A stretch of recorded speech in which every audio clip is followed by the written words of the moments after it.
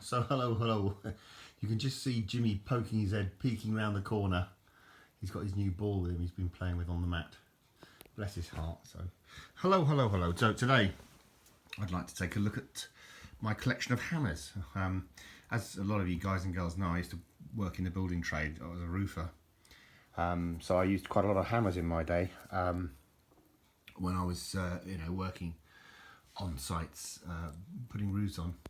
When I started off, I used to hold the hammer here in the middle, which is wrong. You need to hold a hammer like that at the end. That's why it's got this like nub at the end of it. That's what it's for. So you get a maximum amount of action out of this. So this is a roof tiler's hammer.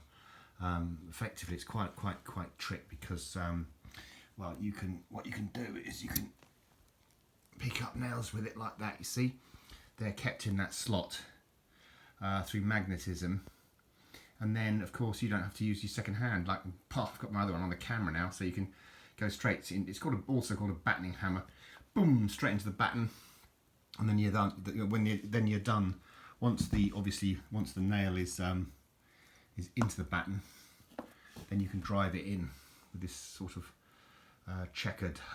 It's to get grip on the nail, obviously. And if you've gone wrong, you can draw the nail out with the claw element of it. So that's what I know as a roof battening. It's a battening hammer. That's what I call a battening hammer. So that's that one. So then there's a claw hammer. It's a more standard claw hammer. This one, well, I tried to repair it and glue it because I love it. It's an old hickory handled hammer. The best handled hammers are hickory. But you have to make sure that the grain of the handle runs up and down when the hammer is parallel with the head. Sadly, in this case, I can't see properly, but the grain, as you can see, is at an angle. It's at a 45-degree angle, and that is why when I tried to draw a nail out one day, instead of the nail coming out, the handle split. Oh. So the next handle, I wouldn't replace this because this is just an old hammer that I've had for years and years, but it's called a claw, because it has that claw, and that's for obviously drawing out nails. And you can use a block of wood as well to get a bit of leverage if you need to. But claw hammers usually have a smooth surface on the to hit the nail with, which is not the same as obviously the roof battening hammer. This is my grandfather's hammer. It's called a ball peen hammer, and it's very old. And he had it. I don't know why he had it, because to my knowledge he was never in metalworking, which is what these are usually used for. Usually it has a flat end, and the peen is to modify metal objects. That's this rounded element to it. But this hammer, it could well be 100 and something years old, to be honest with you. I still use it. I use it for delicate jobs like putting in tin tacks and stuff. I'm joking. I do use it though occasionally, but I don't want to break the handle, obviously, or the helve as some people call them. So that's that one. This is a more modern hammer. It's a tack hammer they call them, and it's got a little sort of. You can sort of, if you've got limited space sort of thing, you can use that end. I use that end, and then if you've not got limited space, you can schwack it with that end. Jimmy's in. It's on the sofa and it's on couch potato mode. So I bought this one in Poland. It's a very good hammer actually. It's nice little bit of kit. This is another one that I used to use on the roofs. Stripping hammer. I used to know it as. Forgive me if I've got these things wrong because I don't know. I haven't got a clue really. I just know them as what I know them. This was one that I did actually use on the roofs years and years ago.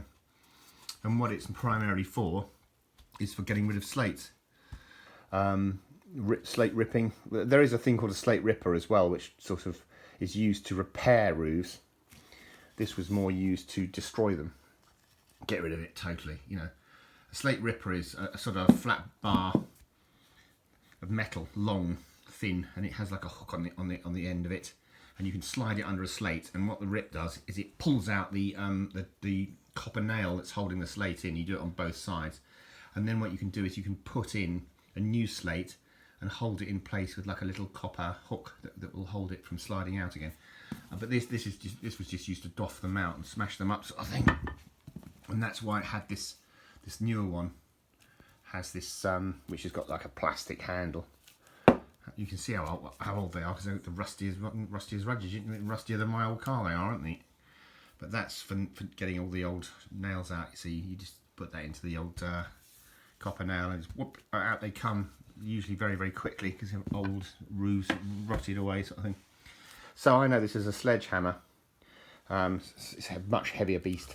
You can't really hold that at the end unless you're very strong, which I am. I'm joking, but that is a big old monkey, and you can use that. It's a masonry hammer as well. Bricklayers often use them to knock stuff out, and if they've done a bad course or whatever, they can schwack it out if they don't like it. And also you can split bricks with those. Pretty cool. Very heavy hammer. You know, you've got Popeye forearms for that, which I haven't got. So the last but not least is this biggie. This is like a sort of, it's like an axe on one end, and it's got like a splitting maul hammer. It's like, I call it a sledge axe. I don't know if I've got that right. There's probably other terms. You probably know them as different things in different countries, but this is very useful for splitting logs. So you should never really normally use the pole of an axe. This is called the pole of the back of an axe head to hit anything metal or anything like that.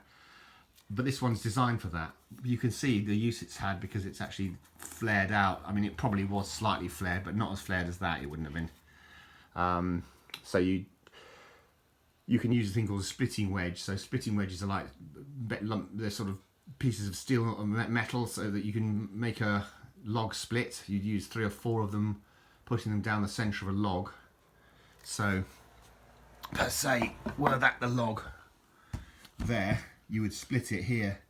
You would put your splitting wedge there and hit it, and another one there and hit it, and another one there and hit it, and eventually the log just comes apart. You know, just comes apart, and then you can use the axe to do the rest of the work. So anyway, I hope you found this of some interest.